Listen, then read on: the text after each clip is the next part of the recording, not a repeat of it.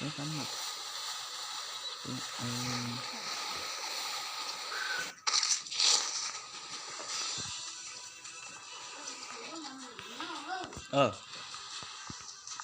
nhớ dòng một chiếc nó cho bé một đoạn sa mạc, một chế độ mới tép thử nha.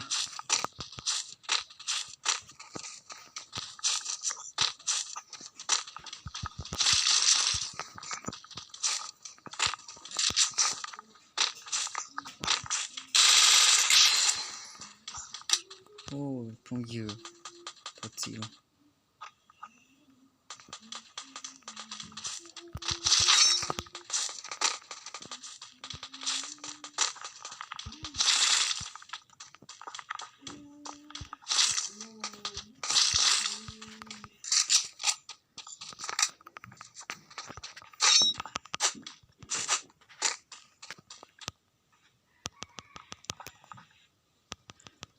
Giờ đồ của sự không dừng nặng thao liền.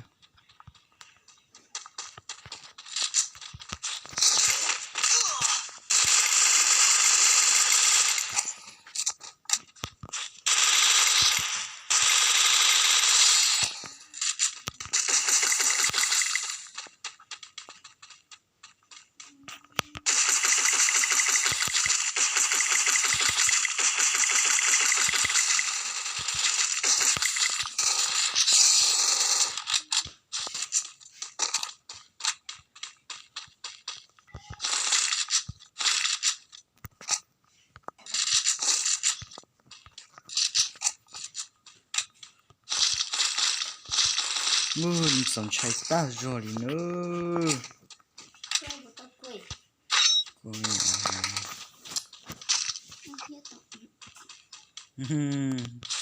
Không có từ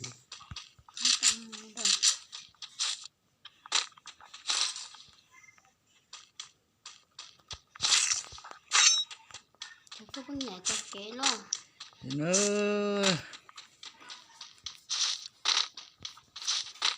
Xem ta giáp nó cũng muốn thì thằng nó ta giáp nó cho tao nó ở đây là tên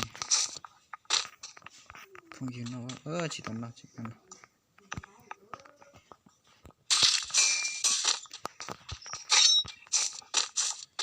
nó ý nó ý gì chỉ tao một phở dùng tua nó phở dùng tua mình chỉ tự ý không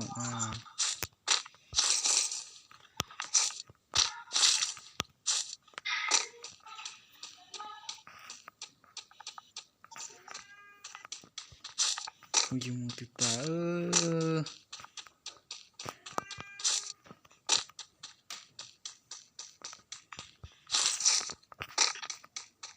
tao nó một xa bút sổ nào này trên xe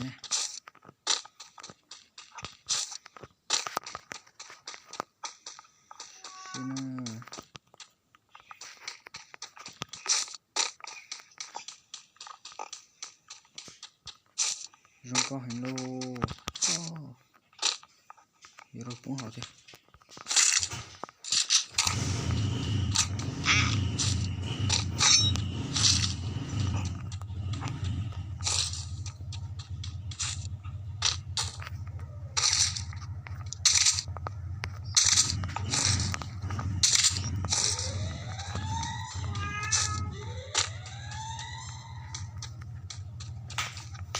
Đã lâu rồi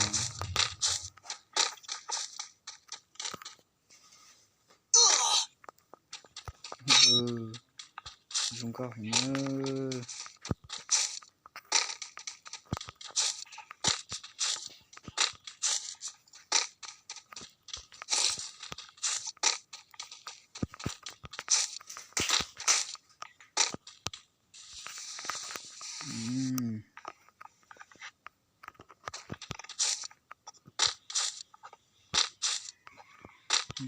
nó nữa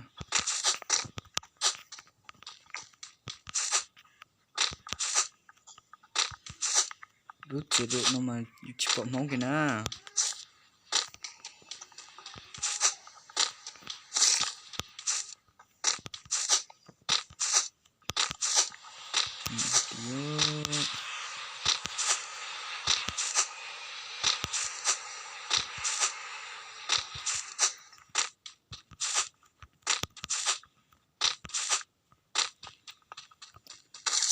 lại tua sẽ không chả nó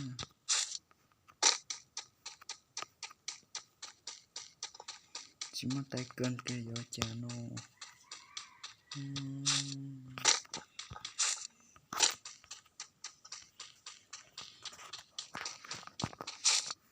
giờ tao không lựa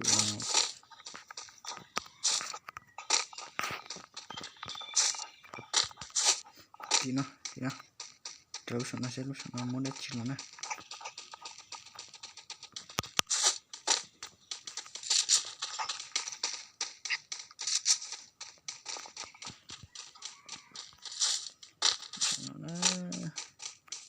yes ini tolak cho tao nói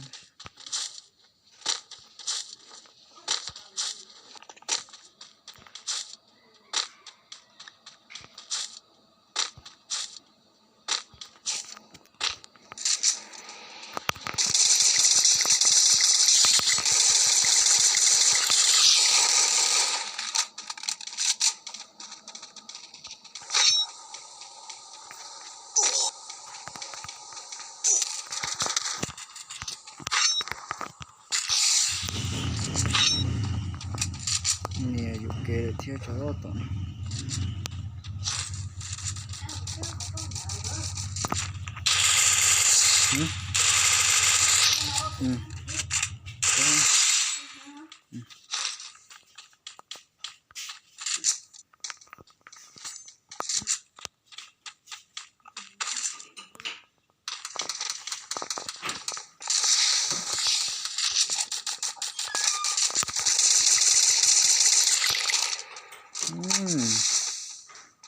đấy chỉ hình một cha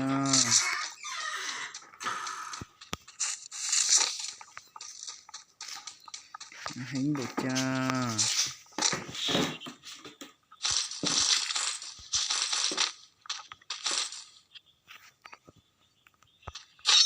cho bịch máu cho bình máu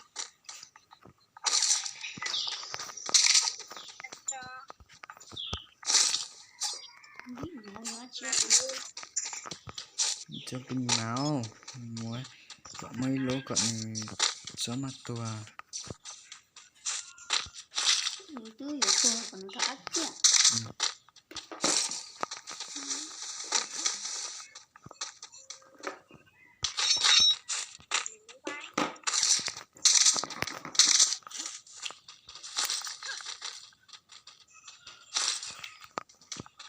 giờ sáng là Paloma rồi có bông keo không?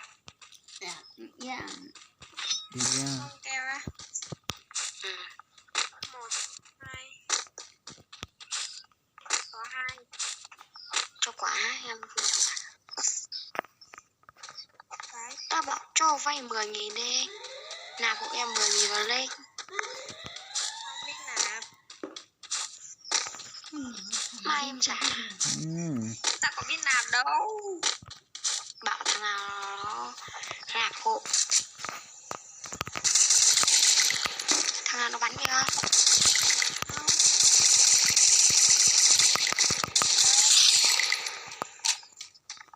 trên kìa nó cáo cái này quá cẩn thận nhá xin nữa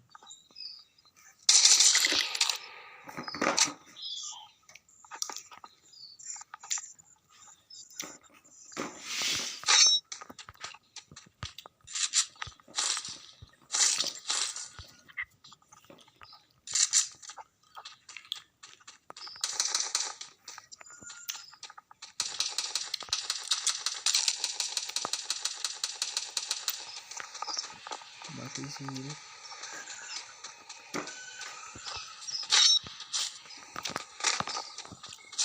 đứa đâu à trên đục đồ trên đồ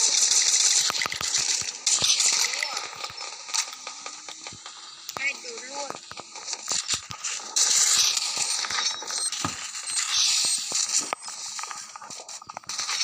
đi vào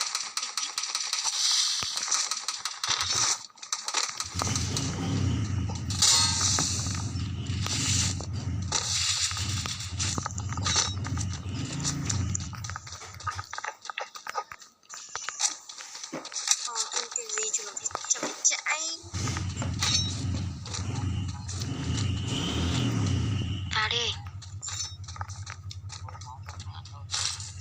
Giết được thằng này. Không giết được. Gọi đôn thính.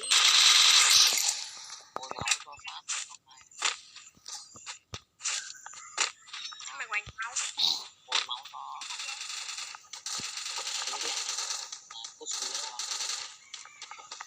Ra đi.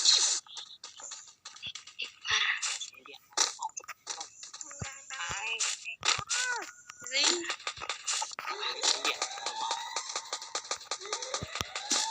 Ôi vào bò này đau lắm. Cái xương mình. Ơi, viên súng điện. Đấy.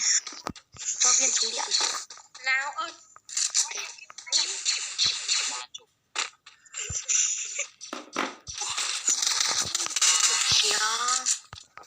Cứu lão cáo đi.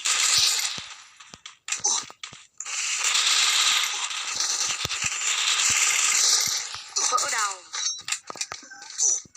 Vào bò.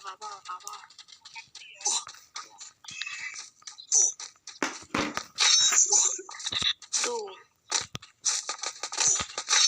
Rồi ra. Xong rồi. Có ăn lúc này. Ôi giờ lột tôi. Không dữ. Chị sẽ sập rồi. Tao cắt chia đâu. Không dữ. Giờ lột tôi đi. Cứu với. Hết máu rồi.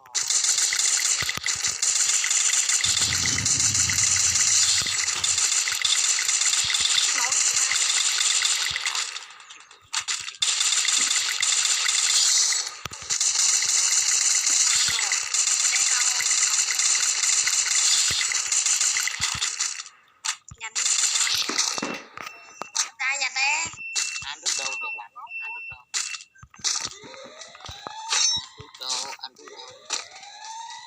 Sẽ ở dân sĩ ở xứ nè. Phần gì nè. Bố chị tao lên nè.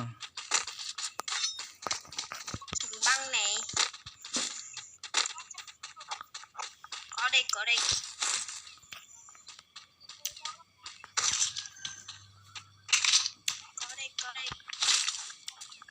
Có một cho quả bom keo. Kìa, được trước mặt kìa.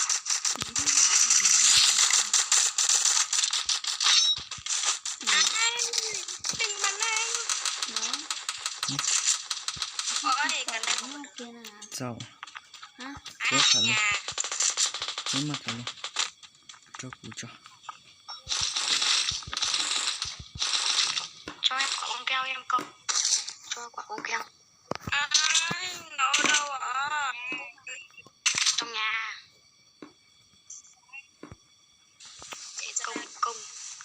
Công luôn.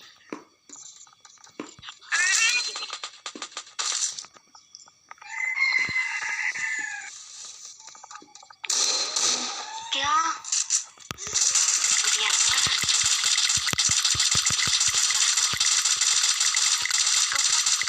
Máu con súng máu kiếm.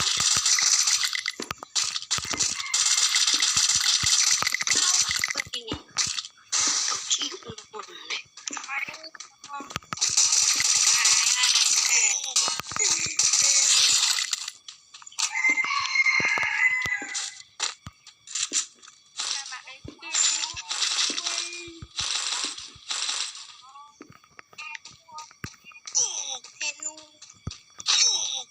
Chạy thôi.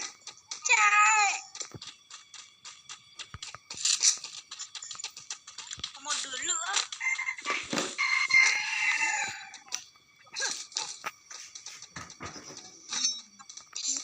Top 1 ta xin ơi. Chả phân gì nữa. Trên